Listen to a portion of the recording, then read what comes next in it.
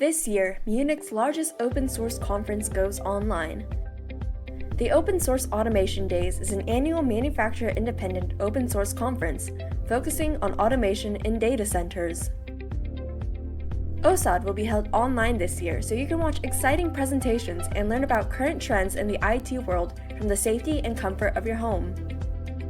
The central themes this year are open source culture, container platforms, cloud native, multi-cloud, infrastructure as code, app tests and deployment, classical IT automation, and DevOps. Attend a workshop to gather hands-on experience and get to know different tools such as Git, Arduino, Kubernetes, and more. Additionally, you can choose between two presentation tracks. The strategy track is about discussing automation solutions in your work environment, while the technology track is about new developments in the open source community. So, see you then! Let's talk about automation in open source.